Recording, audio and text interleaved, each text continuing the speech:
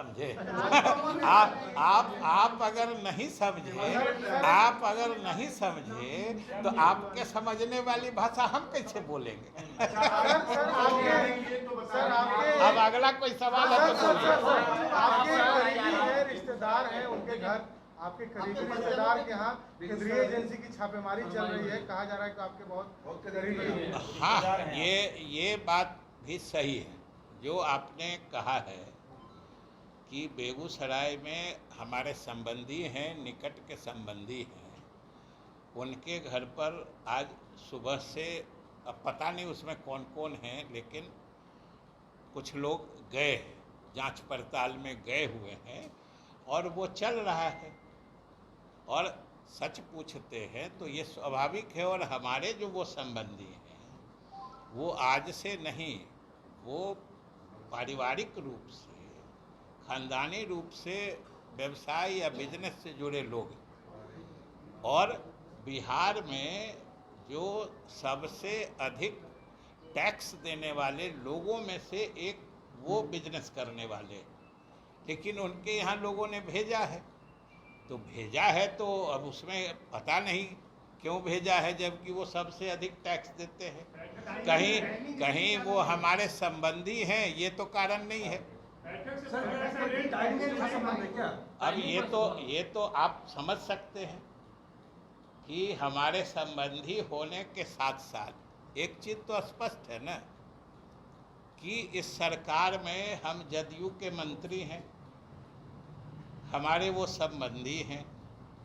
और कल बिहार में पूरे देश के विपक्षी नेताओं की बैठक हो रही है केंद्र सरकार को सत्ता से बेदखल करने के लिए आगामी लोकसभा चुनाव में।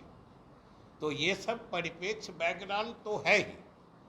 अब आगे हमसे अधिक आप अच्छे से विश्लेषण कर ले सकते हैं इस टाइमिंग का। डराने की कोशिश हो रही है जेडीयू को। अब खैर कोशिश जो भी हो, लेकिन इससे कोई डर, सब तो स्वाभाविक प्रक्रिया है। अब गए हैं जांच करने, देखिए जांच करके क्या निकालता है। इसकी आंच आप तक भी आने की संभावना है? अरे आंच काहे को आएगी, वो लोग अपना आज से नहीं शुरू से बिजनेस कर रहे हैं। और आंच क्या आएगी अभी तक तो नहीं कुछ है, जब आएगी तो आंच देखा जाएगा। ये कहा जा रहा है कि टेंडर को लेकर के बिहार में कई स्तर पर गड़बड़ियाँ चलती हैं, उनको लेकर के भी कुछ चीज़ें, तो जो चीज़ें हैं वो तो लोग लगे ही हुए हैं।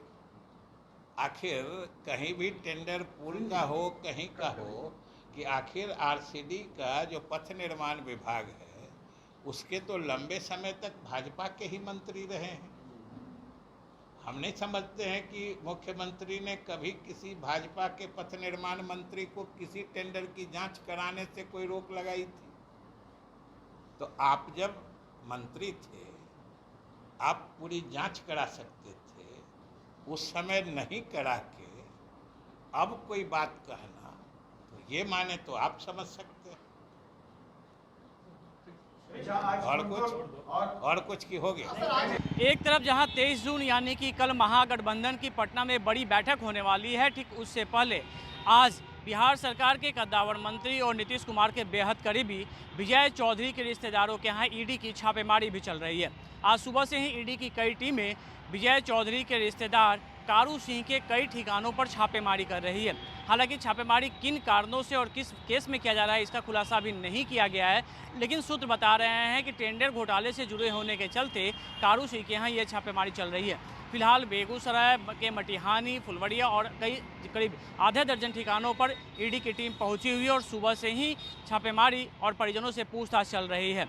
इस मामले को लेकर जब विजय चौधरी से सवाल किया गया तो उन्होंने कहा कि क्यों छापेमारी चल रही है इसकी तो जानकारी नहीं है, लेकिन हो सकता है कि मुझसे जुड़े होने के चलते यह कार्रवाई की जा रही है ताकि परेशान किया जा सके। हालांकि उन्होंने ये भी कहा कि कारू सिंह खुद एक बड़े बिजनेसमैन हैं और वर्षों से उनका कारोबार रहा है और बिहार झारखंड में बड़े टैक्स देने वालों में से एक में उनका नाम है।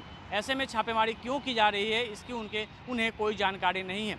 हालांकि ईडी की तरफ से छापेमारी के संदर्भ में कोई आधिकारिक जानकारी नहीं दी गई है, लेकिन सुबह से करीब अलग अलग टीमें उनके 6 ठिकानों पर पहुंची थी और वहां कागजात, उनके दफ्तर, आवास और अन्य ठिकानों पर छापेमारी चल रही है। कैमरामैन ऋषिनाथ और बेगूसराय से जीवेश के साथ अमिताभ ओझा, न्यूज़ 24। नमस्कार, मैं हूं मानक गुप्ता। अगर आपको हमारा ये वीडियो पसंद आया हो तो इसे लाइक और शेयर जरूर करें और हाँ, हमें सब्सक्राइब और फॉलो करना ना भूलें ताकि आप देश और दुनिया की कोई खबर मिस ना करें। तो जुड़े रहिए हमारे साथ और देखते रहिए न्यूज़ 24।